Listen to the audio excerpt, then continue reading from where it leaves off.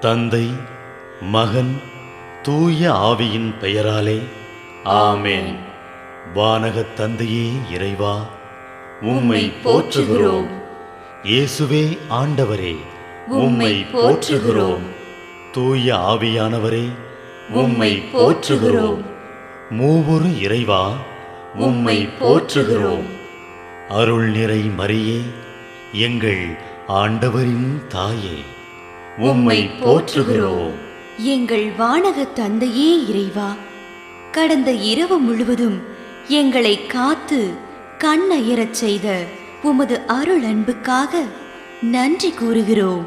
நீர் தந்த இந்த புதிய நாளுக்காக நன்றியோடு உம்மை போற்றுகிறோம்.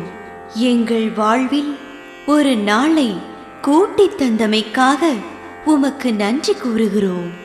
எங்கள் இயேசுவே ஆண்டவரே, காலைதோறும் உமது அருளன்பால் இரக்கத்தால் எங்களை நிரப்புவதற்காக நன்றி கூறுகின்றோம். இந்த நாளில் நீர் எங்கள் மீட்பராகவும் ஆண்டவராகவும் நல்ல ஆயனாகவும் இருந்தருளுமாறு உம்மை வேண்டுகிறோம். இயேசுவே, இன்று எங்களோடு தங்கும். எங்களை எமது விருப்பப்படியன்று உமது திருவுளப்படியே வழிநடத்தும். எங்கள் தொழிலை, முயற்சிகளை, உழைப்பை, படிப்பை, வேலைகளை ஆசீர்வதியும்.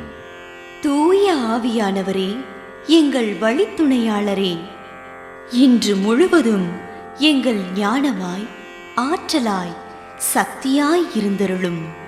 தீமைகளை வெல்ல இந்நாளில் எங்களுக்கு மன உறுதியை தாரும். எங்களை சந்திப்பவருக்கு அமைதியை, அன்பை, ஆறுதலை கொடுக்கும்படியாக எங்கள் உள்ளங்களையும் இல்லங்களையும் உமது தெய்வீக அமைதியால், அன்பால் நிரப்பியருளும். மூவொரு இறைவா, இந்த நாளையும் எங்களையும் எங்கள் எண்ணங்களையும் செயல்பாடுகளையும் பயணங்களையும் ஆசீர்வதியும். நாங்கள் சந்திக்கும் மனிதர்கள், எங்கள் குடும்பத்தார், உற்றார் உறவினர், எங்கள் நண்பர்கள் மற்றும் எல்லோருக்கும் துணையாயிருந்தருளும்.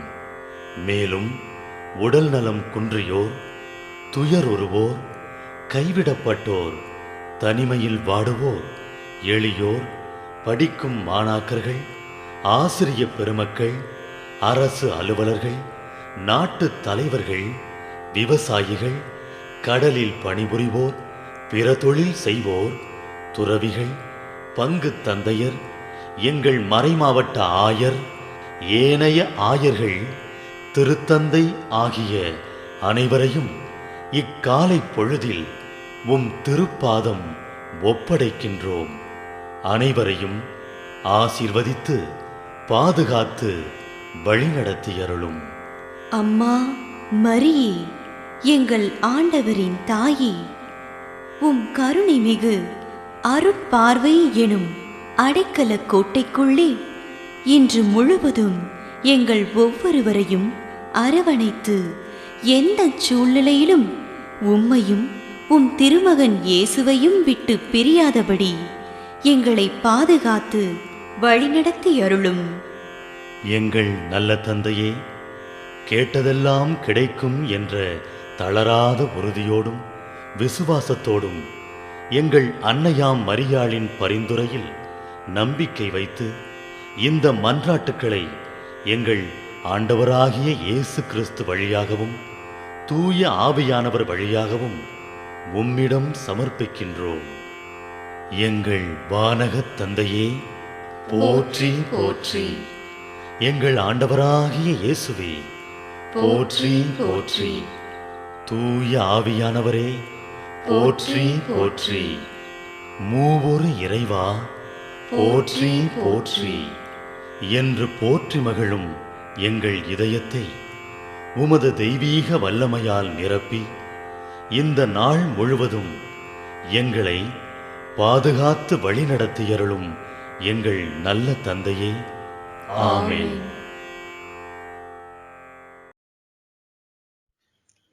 லூகாஸ் 11:13. விண்ணக தந்தை தம்மிடம் கேட்போருக்கு தூய ஆவியை கொடுப்பது எத்துணை உறுதி. தங்க முட்டைக்கு ஆசைப்படுவதை விட தங்க முட்டையிடும் கோழிக்கு ஆசைப்படுவது அறிவு. அதை கொடு இதை கொடு என்று கேட்பதை விட கேட்பதையெல்லாம் கொடுக்க வல்லவரை கேட்பது ஞானம்.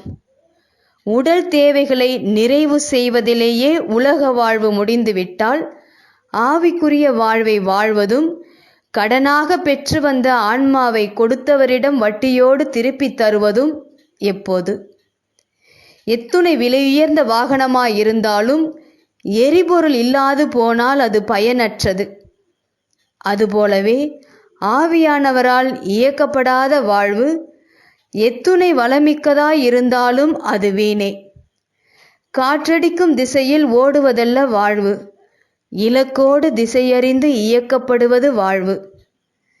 கடவுளை அடையும் இலக்கோடு துடுப்பாக தூய ஆவியின் துணையை கேட்டு உலகோடு போராடி ஆன்மாவை காத்துக்கொள்வோம்.